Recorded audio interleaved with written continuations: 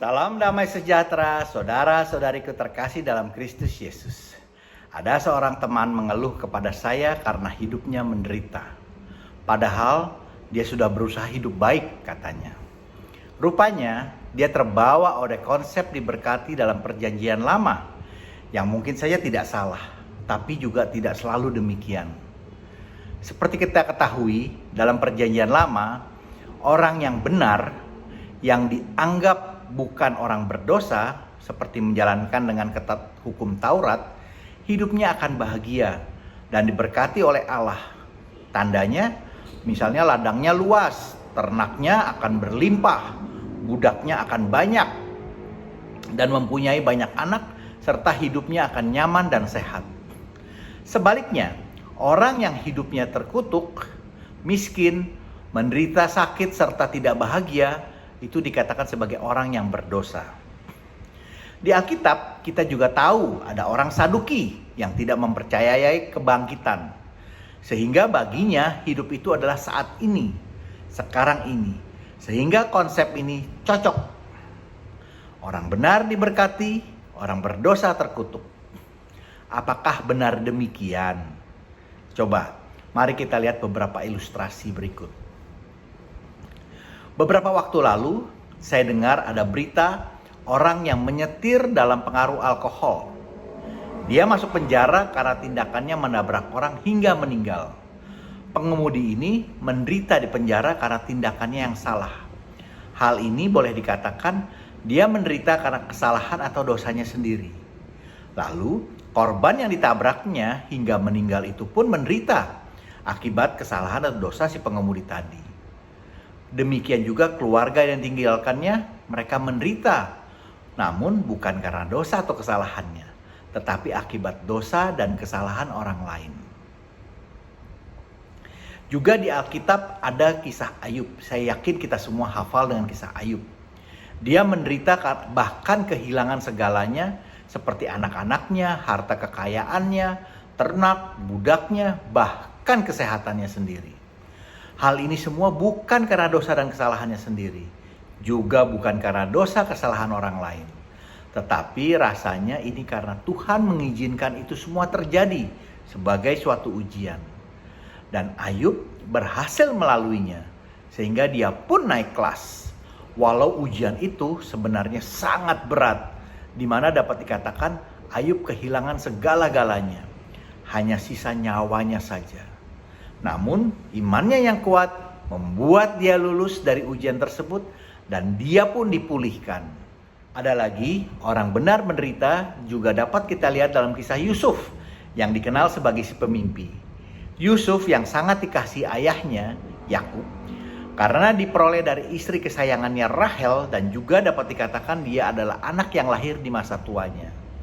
Ternyata ini membuat saudaranya iri hati dan mencelakakan Yusuf. Dia dijual kepada saudagar dari Midian yang kemudian dijual kembali sebagai budak di Mesir.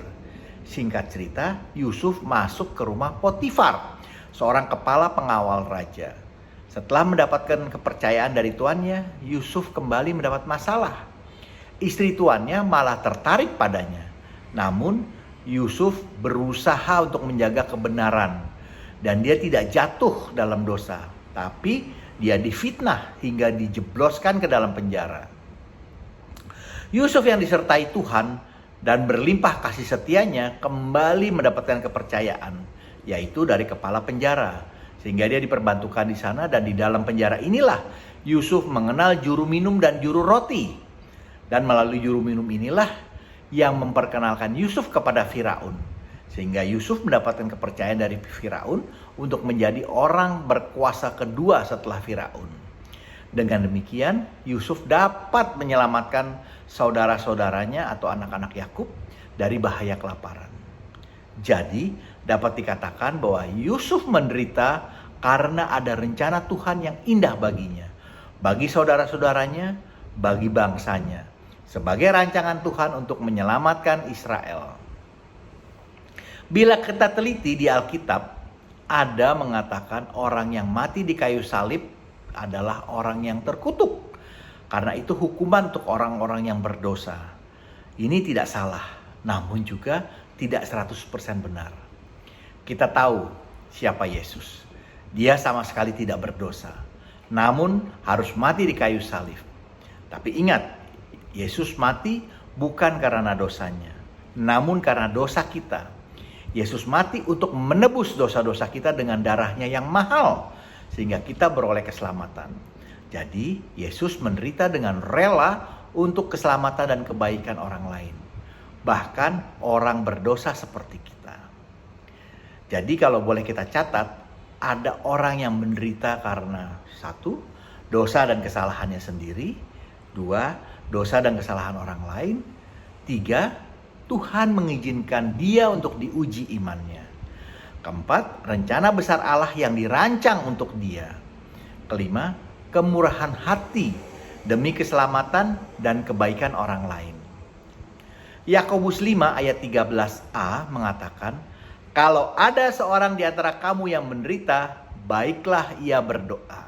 Nah, dengan berdoa kita dapat memohon kepada Allah agar kita dihindari dari penderitaan ini, dilindungi dan diberi hikmat untuk tidak melakukan kesalahan yang berakibat fatal yang dapat mencelakakan diri sendiri dan mungkin juga orang lain. Juga agar dihindarkan dari segala musibah, malapetaka dan kecelakaan yang mungkin terjadi akibat kesalahan orang lain.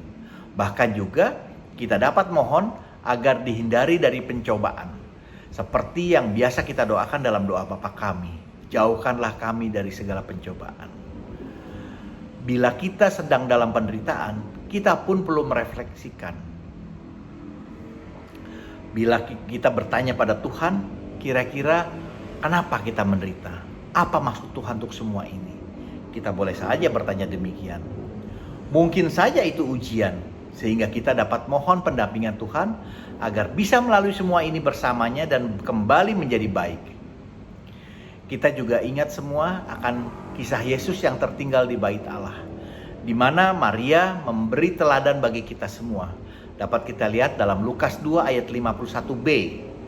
Dan ibunya, maksudnya di sini adalah Maria, menyimpan semua perkara itu di dalam hatinya. Banyak hal yang tidak dapat kita mengerti dalam hidup ini. Tetapi sebagai orang beriman, kita harus yakin. Walaupun kita tidak mengerti apa arti peristiwa yang kita alami saat ini, tapi kita juga harus yakin bahwa ada rencana Tuhan yang indah di balik semua ini. Dan kita siap menjalankannya dengan penuh ketekunan. Yang jadi masalah adalah, apakah kita bersedia menjadi bagian dalam rencana besar Allah? Hal ini memerlukan kerjasama dari kita juga. Bila kita berontak, tentunya akan sulit sekali untuk menjalankan semuanya. Dan bahkan akan menjadi terasa sangat berat, seolah-olah suatu jalan tanpa harapan. Tapi bila kita bekerja sama, semua akan terasa lebih ringan. Sekarang, apakah kita siap bisa menjadi seperti Maria? Bersedia menjadi bagian dalam rencana Allah. Juga apa kita siap menjadi seperti Yesus? Menderita untuk keselamatan atau kebaikan orang lain. Saya ambil contoh Bunda Teresa. Kita semua kenal Bunda Teresa, siapa dia? Buat kita, apa yang Bunda Teresa lakukan mungkin sangat berat. Bahkan kita anggap itu sebagai suatu penderitaan. Kita harus merawat orang-orang yang terbuang, bahkan dengan penuh luka dan sangat jorok. Tapi buat dia, saya lihat dia melakukannya dengan sukacita, karena cinta. Demikian juga Yesus. Yesus pun dapat menolak salib, tapi ternyata dia tetap melakukannya dengan rela untuk kita semua.